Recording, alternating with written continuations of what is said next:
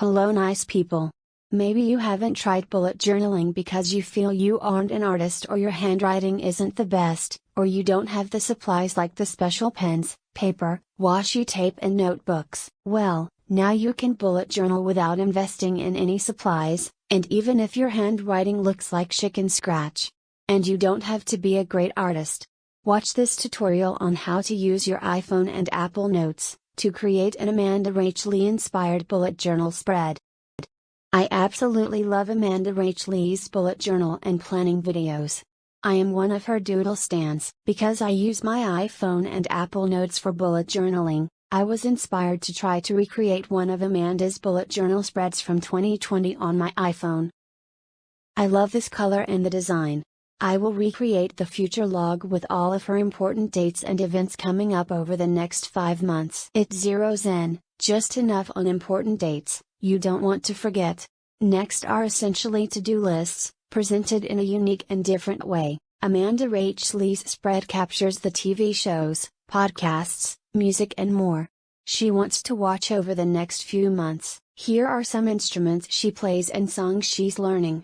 Finally, the photo collage on the memories page is a form of mindfulness. I'll create versions of the cover, future log, things to check out, songs list, and memories. I think it will be fun to try to reimagine this for the iPhone. I've taken a screenshot from her video and inserted it into a PowerPoint presentation.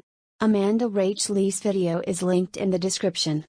To start, I am capturing all the colors used in the spread, with PowerPoint's eyedropper tool. She created this look, using torn craft paper. To mimic this, we will take a color sample of the paper and will need to recreate the torn edges too.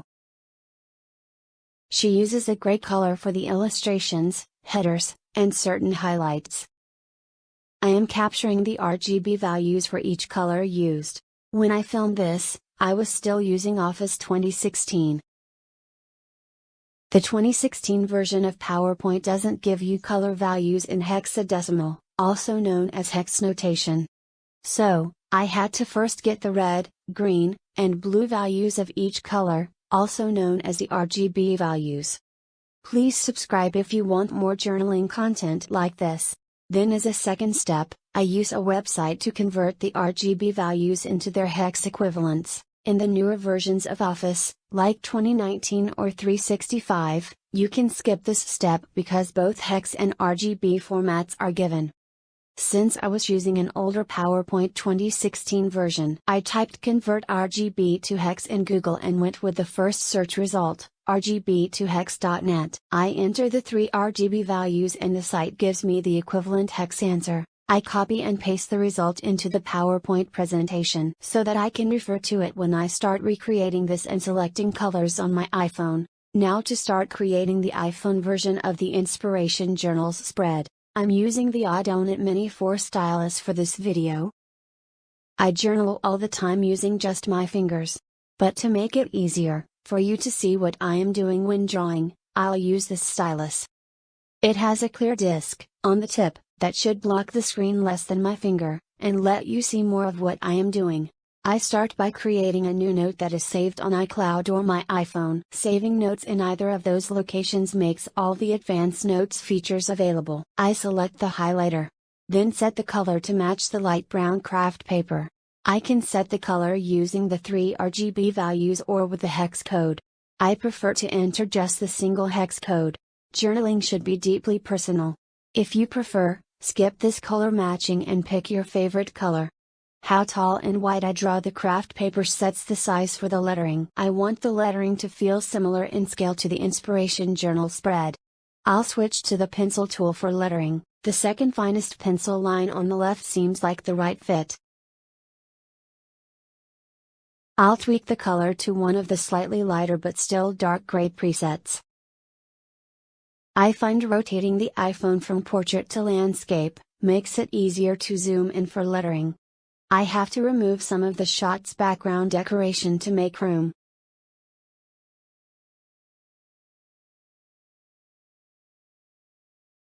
The ruler lets me add in temporary guidelines to help me write in a straight line. Otherwise my lettering tends to drift upward. I'm making sure the ruler isn't tilted and at a flat 0 degrees. I'll select a color that is dark enough to see the guidelines but not too dark to where it becomes distracting. I'm scrolling the page up to exactly where I want the guideline to be. The first bit of text to write are the words "a little." I'm drawing my first guideline for the bottom of the text.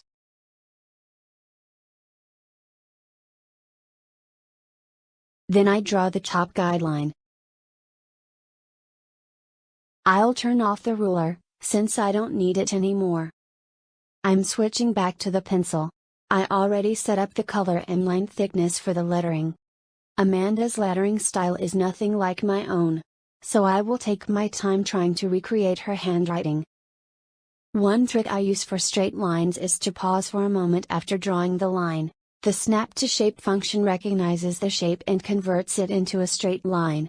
This also works for a number of other shapes such as circles, rectangles, stars, hearts, and many more. My lettering is still drifting up a bit with the last two letters, but the guidelines stop them from drifting upward too much. And I like the organicness of the slightly smaller letters at the end. I'm using the pixel eraser to remove the guidelines. It erases pixel by pixel. I have to be careful not to touch the lettering.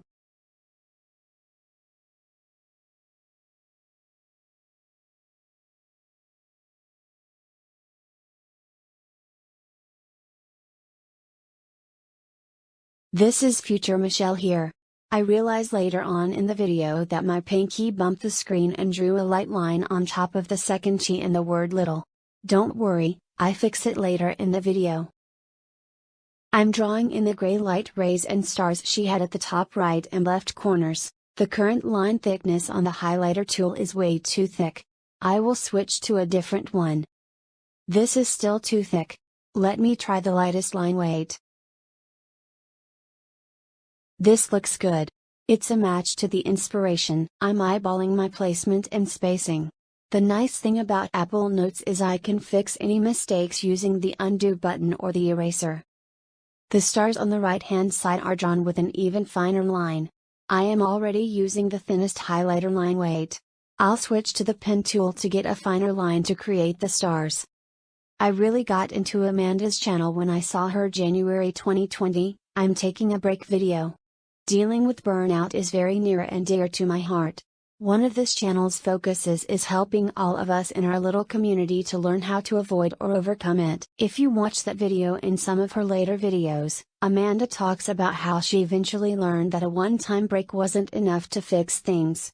She had to learn to monitor her well-being and incorporate self-care into her daily life. I'm not worried about the star looking a little funky. We are super zoomed in to do the fine detail work. I think it will look okay when we are not zoomed in. If I decide I don't like it later, I can always erase and redraw just the star. I don't like the size of the dots. I am going to try to make them a bit smaller with the pixel eraser. I just noticed there is an extra mark over the second T in little. I am just going to use the undo button. I'll get rid of the mark and redraw the star and dot. I didn't realize how far back this extra mark must have been made. This gives me a chance to show the better way to remove the guidelines. I should have used the object eraser instead of the pixel eraser. When you have the object eraser selected, it will delete the entire object when you click on any part of it. It's a much faster and cleaner delete for defined objects. Now, I'll redraw the lines, stars, and dots on the right and left hand corners.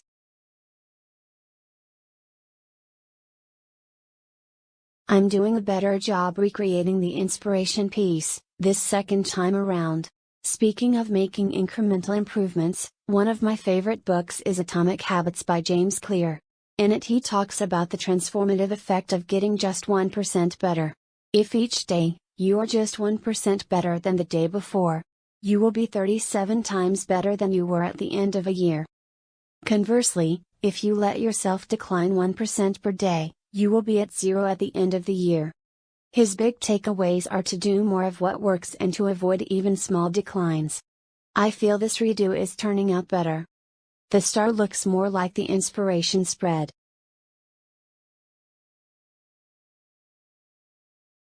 I like how all of these turned out this second time around.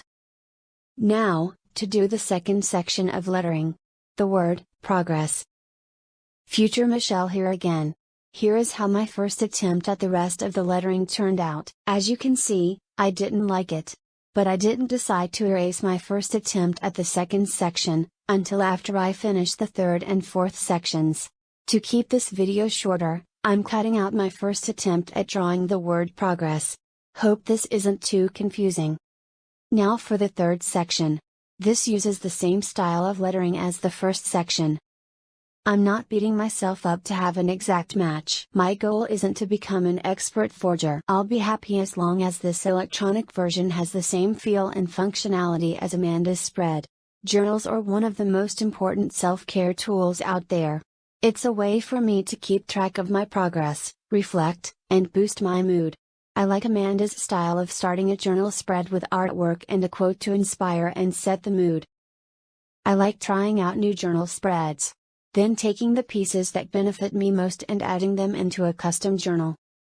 Bullet journaling is setting aside time just to think. I'm making time to focus, process thoughts and feelings. That is me getting organized and taking care of me. For the fourth section, I need to use the same lettering style as the second section. For the life of me, I cannot draw this cursive script in one take. So I am adding all the extra loops and arcs separately. The reason I didn't use guidelines to make these two sections of script more level was because the inspiration version seemed to slightly tilt upward. I'm rotating the phone back to portrait to see how the cover looks. I'm okay with the last section. But the second section with the word progress has to be redone. There is no easy way to remove just the text and not the background color. So I will have to recreate both. I'll sketch in the background color while still in portrait mode. I didn't save the background color. So I have to enter the hex code again. Another tip for journaling on your iPhone is to save any custom colors you create to the palette. You do that by pressing this plus symbol.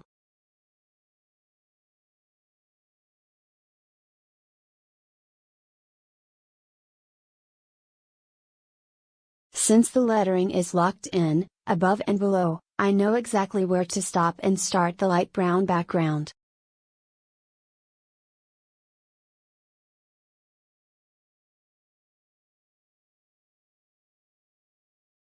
To zoom in, I'm switching back to the landscape orientation. That makes lettering easier.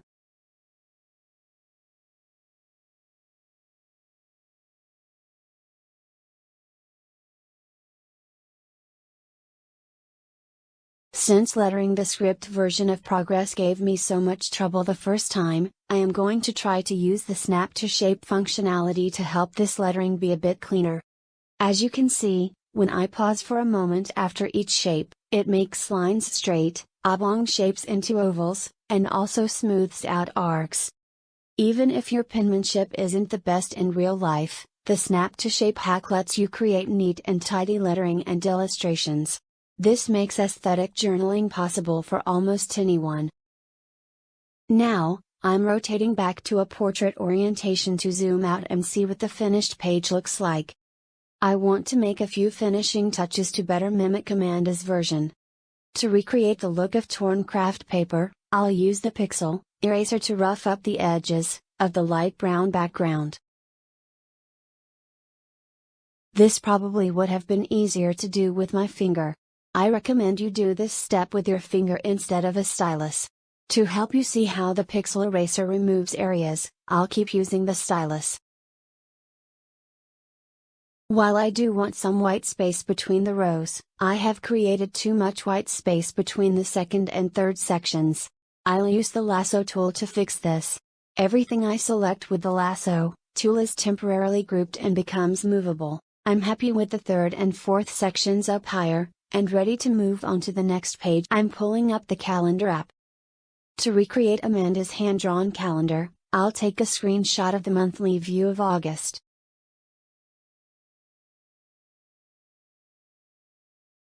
I'm taking the screenshot. I'm cropping the screenshot down to just the days of the week header, and all the days of August.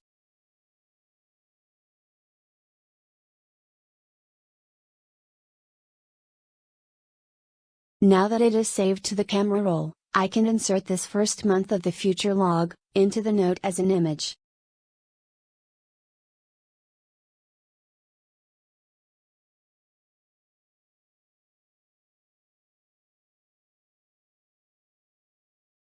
To help this look more like the inspiration spread, I will use the markup tool to add the light blue fill to the header with the days of the week. I'm entering the hex code for the light blue color that we color matched using PowerPoint's eyedropper tool from a screenshot of Amanda's video.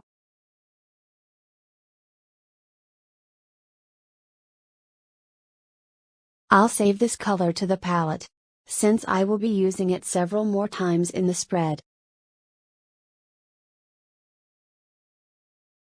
I'm turning on the ruler because I want to make a nice straight line when I swipe the color across.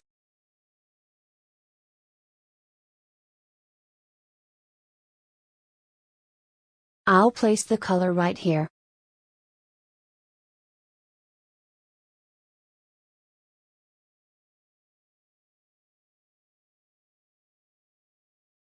I need to reduce the opacity from the default 100%. Opacity is a measure of how solid a color is. It is the opposite of transparency.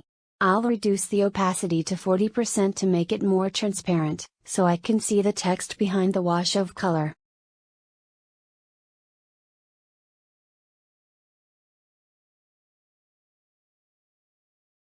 I am building the opacity up a bit by swiping the highlighter across the header a few more times.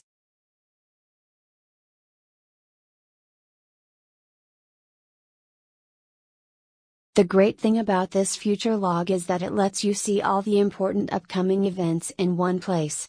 I can relate to Amanda's list tracking birthdays, scheduling an office makeover and a product launch. She even noted when the VMAs were. I wonder if she was attending the awards show. The future log is one of my favorite features of bullet journaling.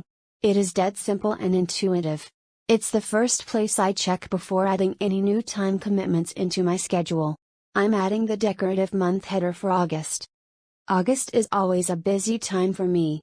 We have a lot of family members born in August and back to school activities on top of that. Let me know in the comments when your busiest time of year is. I'd love to know. I'm getting rid of this extra white space. That looks good. I'm quickly scrolling through to see how this is looking.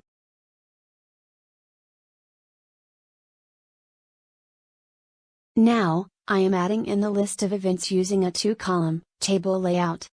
The inspiration spread doesn't use any color coding or special emphasis to differentiate the types of events, but you could add bold, underlining, or italics to events you wanted to stand out like birthdays or anniversaries. Emojis would add some flair too. Amanda's planning an office makeover in August. That is a smart month to do that. You want to plan any room makeover to coincide with when you have the time and least use the space. August is typically a slower month for many workplaces with people coming and going on vacation. Unless your business works on October 1st to September 30th fiscal year. Then you would be better off doing an office makeover in June when things are less hectic. She is also doing a washi tape and planner release. I put a link to Amanda's shop in the description, in case you want to check her products out. It's not an affiliate link and this video isn't sponsored. I just wanted to support another small business. Using the built-in calendar app, I am going to make a few improvements to the future log. I'm not only creating Amanda's version of the future log in Apple Notes, I am also creating recurring appointments with reminders for important events like Mom's birthday in the calendar app. I'm also going to set a reminder to go off 1 week before the date to give me time to shop for a gift. This is another benefit to using an electronic bullet journal. It can proactively alert and remind you. Unlike a paper journal, where it is up to you to check it daily.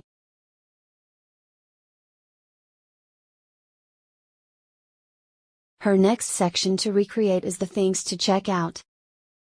There is so much great content out there these days. Especially with all the streaming platforms. If you find yourself jotting down shows or movies you want to catch on little pieces of paper, these lists are very beneficial to capture all that info in one place. I'm getting more confident with my lettering. I am not going to rotate the screen to landscape to zoom in this time. I think I have the hang of it. I use the snap to shape hack again where I held for a moment after drawing the O into, so the shape would snap into a nice smooth oval. As you know, I'm not trying to perfectly mimic Amanda's lettering. You just want it to be legible and aesthetically pleasing to you.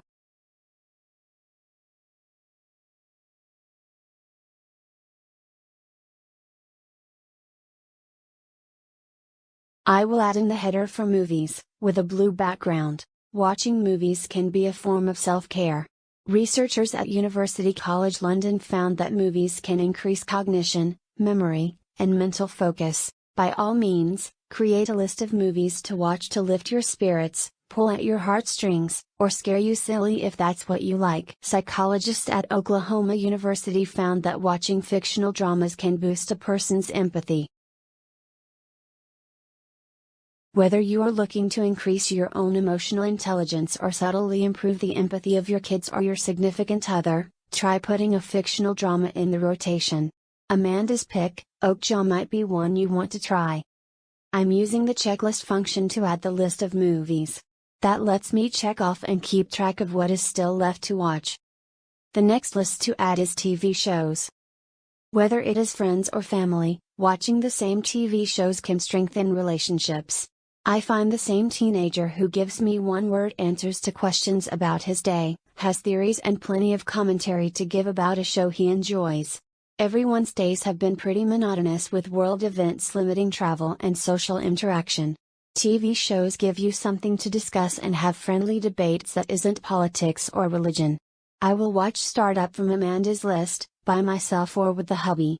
But the family and I will probably jointly watch one of the new series on Disney+. Let me know in the comments what TV shows you are watching, either by yourself or with family, friends or significant other. Are there any other weirdos like me out there? That watch reruns of Golden Girls and Living Single? Please let me know in the comments if you have any off-the-wall guilty pleasure shows. The next section is podcasts. I like that she included this. I am starting to listen to more podcasts and books on tape. Some days, I consume more audio content than I watch videos. It's a nice break from the eye strain. I am already looking at a computer screen for almost 8 hours a day working. So I don't necessarily want to spend even more time staring at a screen watching videos for my leisure. I also like the freedom to move around and do other things without having to pause my show. I pop in my AirPods, and then I can do whatever else I want to do. I can make a cup of tea. I can do my skincare. Anything I want. The next section is music. I think of this as setting the soundtrack of my life. While you might have different musical tastes than these, I do like the idea of periodically giving new albums and emerging musicians a chance to make it onto my playlists. Amanda put the most items in the music list. In each season of your life, you may have lots or just a few things you are interested in trying in each area. There are no rules. Just what feels right to you. I listen to lots of 90s music. Throwbacks to when I was coming of age. I listen to a lot of newer music too, especially for my workout playlists. I have a completely eclectic mix of songs for when I have a private dance party with myself as a quick self-care session.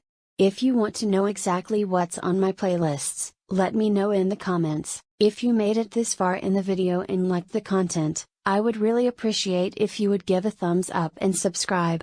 That really helps more people find out about this content. And lets me know that you like this type of video. Here is a final scroll through of the journal. Side by side with the inspiration spread. I just got a new iPhone and somehow deleted the original journal while transferring everything.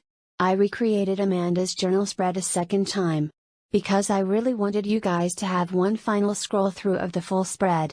I made a few more improvements that I hope you will enjoy. I also made important events, like Mom's birthday, a calendar entry with a reminder for 1 week before. Amanda's spread also had a mid-year, reflect and refresh section that I recreated with simple text and underlining. These questions are deceptively simple. As she answered them, she revealed some deep parts of herself. Her 6-month highlight was therapy. Society is finally normalizing mental well-being. It's just like any other health care you seek. It was interesting to see that she is also like most of the rest of us. Her answer to the question, "What do you still want to achieve?" was, "A healthy life balance." Also inspiring was the question, "What areas do I need to grow in?" She answered, "To stop self-sabotaging and appreciating what I have."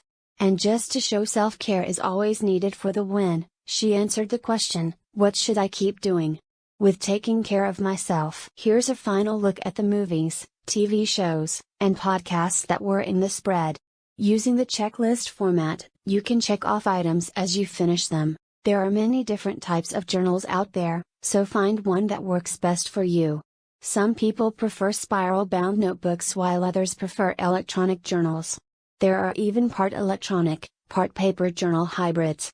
This video, I'm showing a DIY, electronic bullet journal option that is free and aesthetic. Alternatively, there are paid, bullet journal apps like GoodNotes and the 5-Minute Journal app too. For electronic journaling, all you need is a smartphone, tablet, or computer. Here is a last look at the instruments she was learning songs for. It is a really impressive list. One of my sons plays lots of instruments as well. It is so fun to watch people with that aptitude play and switch from instrument to instrument. I'm tempted to learn the guitar, but I'm not ready to put it on my list just yet. What about you? Do you have plans to learn a new instrument? Or new songs on one you already play? The very last section in the inspiration spread was a photo collage of special moments from the last 6 months pulled from her smartphone's camera roll. That is a great way to visually memorialize a period of time. Since photos are automatically time-stamped, it's easy to pick and choose your favorite photos from any time frame that you want. I hope you try recreating Amanda's spread on your iPhone. Thanks for watching.